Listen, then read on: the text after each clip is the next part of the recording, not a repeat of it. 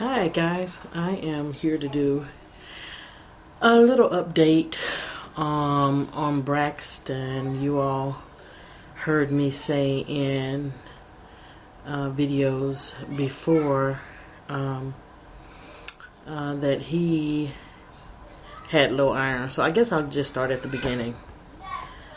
First of all, let me say that it would have been great. You know, I always rave about the kid's pediatrician. And it would have been great had she told me a little bit more about iron deficiency with Braxton before it got to the point that he was iron deficient. First and foremost, she should have, because Braxton is the first one of my children that I breastfed for as long as I have. The other two kids I breastfed maybe 2 weeks. But Braxton, he is now 13 months old, and he's not had one bottle of formula. He's not, so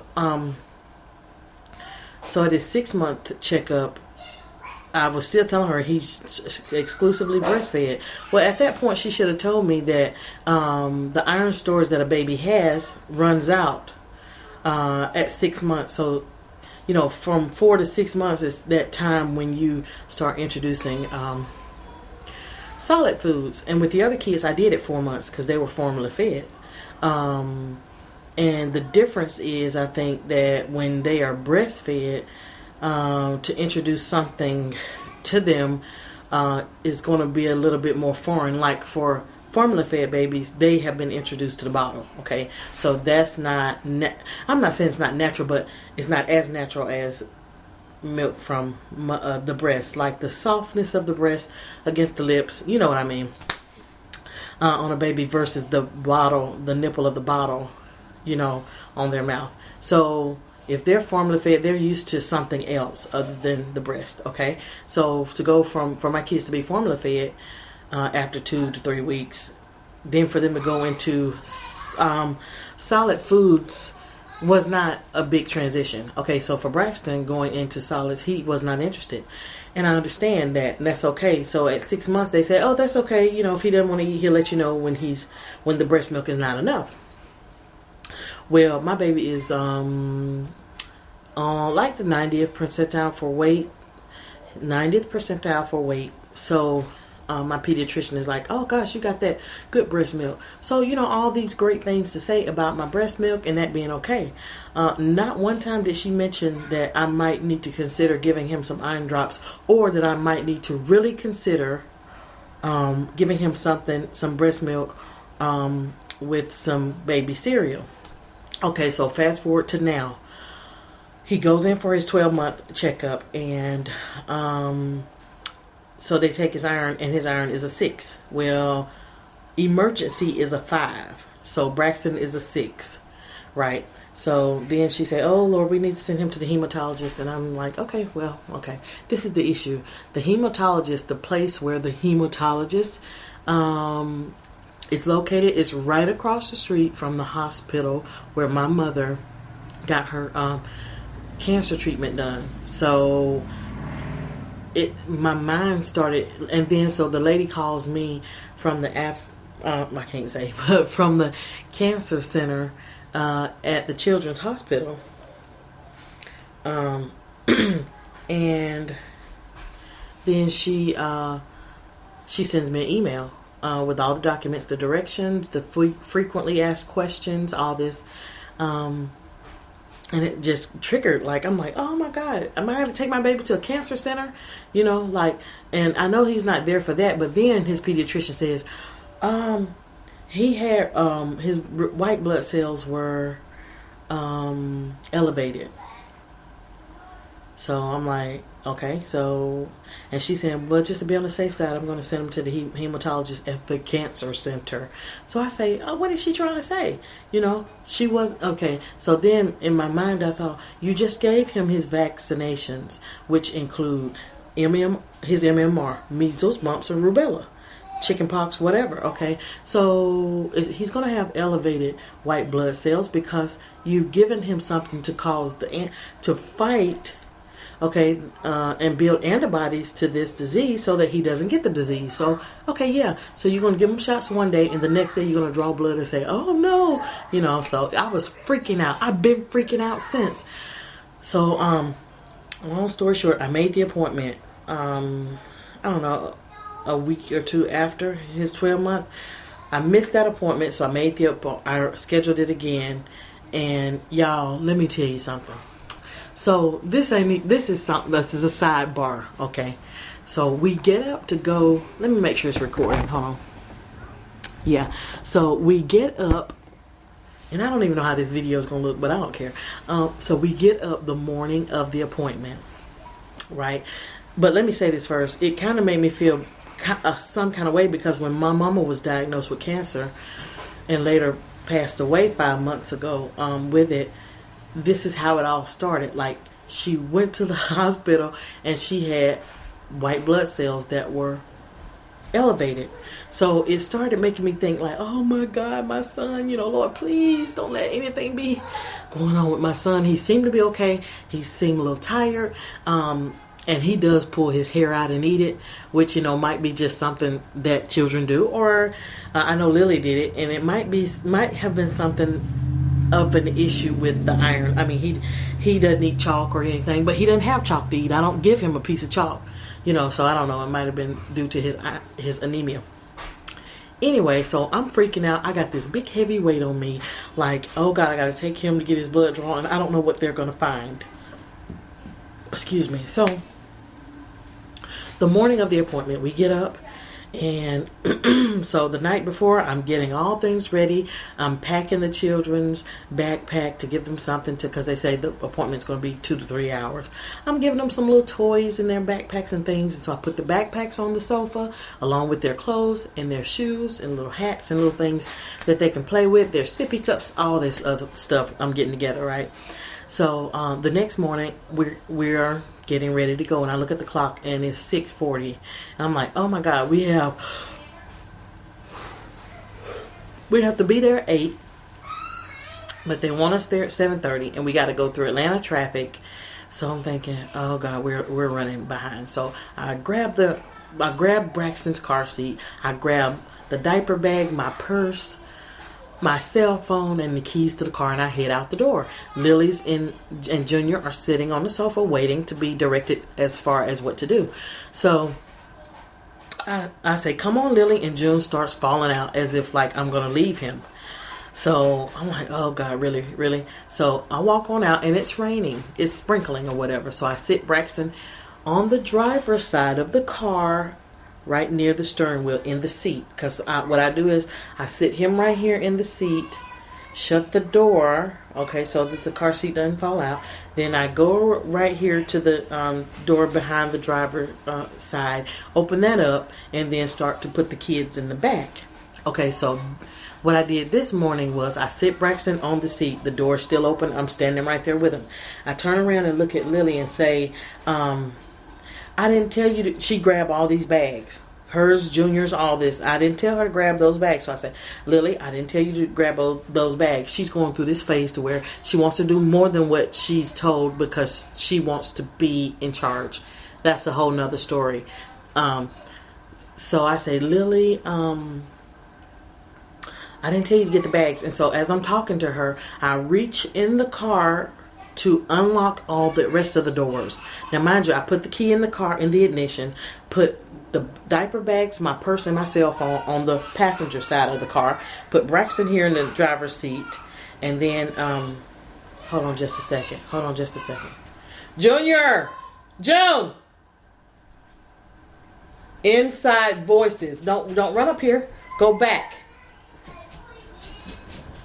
So he said, oh no, not inside voices. Okay, so I reached to mash the unlock button to the car, and so I can't, my thing is I reached to unlock all the rest of the doors while Lily's causing this commotion and distraction in my head. So I mashed the unlock and I shut the door where Braxton is, and immediately something did not feel right.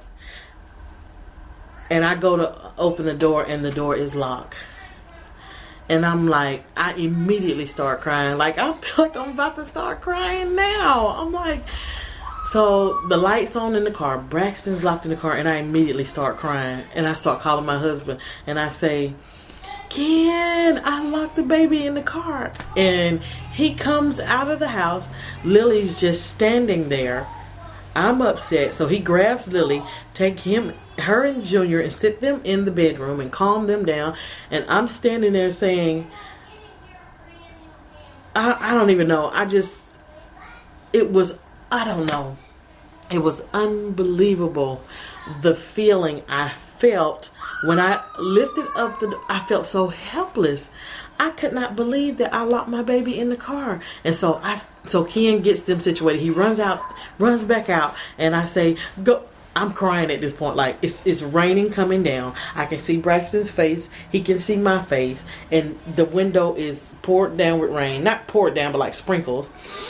And so I'm just jerking the car, and I say, go get me a knife, anything, just go get me anything. And so he runs in the house and brings back he brought back a butcher's knife, a hanger, a meat cleaver. I think that's what it is, yeah.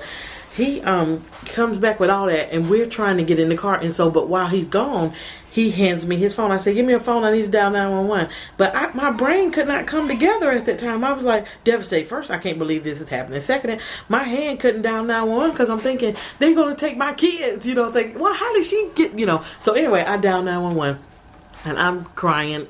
Braxton's starting to get upset inside of the car. So Kenneth is saying, you got me running back and forth, all this back and forth. How do you think I'm going to get in the car? And I say, if I move from this spot, he's going to go berserk, because I'm standing there. Because the reason why is because when Kenneth came out with the stuff, I moved back a little bit to let Kenneth get to the door, and Braxton started to almost lose it. So I had to stand right where he could see me, because he was really going to lose it. He's breastfed, so he's really attached to his mom. Long story short, I called 911, and the lady, he's crying now. So I gotta go get him, but I'm crying at this point, and so I'm telling her I locked my baby in the car, and she's like, okay, what's your name? We'll have them. They'll be there in a minute, because they're really close to where we live. So it didn't take long, but it felt like forever. Hold on, I gotta go get Braxton. So yeah, that's a lie. You can't bother that. So anyway, so I'm on the phone with the lady. She's getting my address. She's getting my name, and then so she said, we're gonna connect you with locally, like down the street, to the sheriff's office or whatever. I don't know. She said they were going to dispatch me to some to the department, right? So she said, we have them on the way. And then so she said, man, what is that noise I hear in the background? And the whole time she's talking, I'm looking in the window at Braxton saying, I'm so sorry, baby. I'm so sorry. Mommy know it.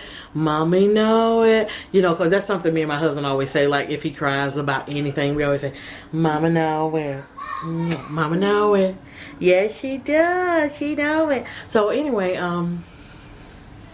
so Kenneth disappears for a minute. And I'm like, why is he staying gone so long? So anyway, the lady said, just let me put you over to dispatch you over to the locally. And so the lady says, well, ma'am, what's the noise in the background? I tell her, that's me and my husband trying to get this baby out of the car. And excuse me. And so I know they got it recorded. But then she said, well, ma'am, you could just tell him we have someone on the way. I just dismissed what she said, because what you think, I'm going to sit here and have a party while my baby's stuck in this car? No, ma'am. I'm going to try to, I told Kim, bring me a brick. That was, my logic had gone out of the window. I just wanted my baby out of that car. And just to see him in the car reaching to me, and I couldn't get him. Oh, no, ma'am. That was the most horrific thing ever. Long story short, Kenneth disappeared again. And I thought to myself, where is he going? But he came back with these skewers that we bought. He was looking for anything. These skewers that we bought to barbecue, because the hanger wasn't working. We have a very old truck. One of our cars is very old, one is not. and it's my very old truck, so it has gaps and spaces in it that you can. I don't know about the new cars. I think they probably seal them up better now. But he came in the house, got something for me to kind of pry open the door, and he took a skewer that we use for our s'mores when we barbecue. Not barbecue. When we have a fire pit. So he bought a skewer anyway and was able to stick in and just mash the button and unlocked. And by the time they got here, we had just got him out. And I was on the phone trying to call them and say I got him out. But anyway, here they come zooming the fire truck. The police officers, so when they pulled up, my husband, it was raining, remember, he went out to the bottom of the road and directed them in because they were looking for where we lived. And so when they got here, they just wanted to see him to make sure he was okay. And he was. And so anyway, this was the day we went to the appointment. This was a hard day for him, and it was the worst day for me. But when I tell you a weight was lifted off of me that day that I didn't even realize was there. So took Braxton on in to, I called before and let them know we're late. It took us 45 minutes to get there, maybe an hour. And I let them know I had locked them in the car. That took away from our time to get there and stuff. And so they were like, okay, come on, bring them on. So I brought them on. Long story short, they took blood out of both my baby's arms. Anyway, got in there, and I was so worried about his blood work. So there at that hospital, they took 3 vials of blood. They do 1 vial of blood immediately because it's a children's hospital. So, and a lot of children there have cancer. Most of the children there have cancer, and it's only one little part that's a hematology part. It's my husband calling. Anyway, long story short, the blood work came back. He had no sign of infection, anything white blood cell related. His iron had gone up from a 6 to an 8. So, because in the meantime, I was giving him iron drops from his pediatrician. And so she was like, what is going on? What are you feeding him? And I said, well, he won't eat anything. He just wants to breastfeed. And she's like, oh, that's the culprit right there. That's why he has iron-deficient anemia, is because he will not eat food. So she was like, well, you're going to have to stop feed him food before you offer the breast. Let the breast only be for comfort and at meal times. And I'm sure I could work a little harder on it, and I have been. So, but you know what? If I didn't do anything, the gas drops are doing. Go back. The gas drops are doing what they're supposed to do. But what she is saying about him is that she wants to get his iron up to a 12, which is where it's supposed to be, and even over, because now that, once his iron reaches 12, he has to build those stores up, so we have a little ways to go, but I'm so excited that he's much better. No cancer, no nothing. He's healthy, and all the babies I saw at the hospital, the children's hospital, we have nothing to complain about. I'm so grateful that my babies are healthy. I'm so grateful that they're growing, and they're great. So that's Braxton's update. Are you okay? He's a mess. Look right here in the camera. Can you say hi? He just woke up from his nap. So anyway, that's my that's what has been happening. That's Braxton's update. He's 13 months. He weighs 28 pounds. He has 6 teeth and more coming in.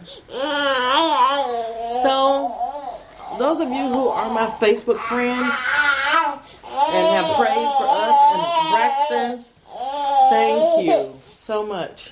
And I want to say welcome to my new subscribers. I have more videos coming up. I've been kind of weighed down, like I said. A weight has been lifted. Okay. Thanks for watching.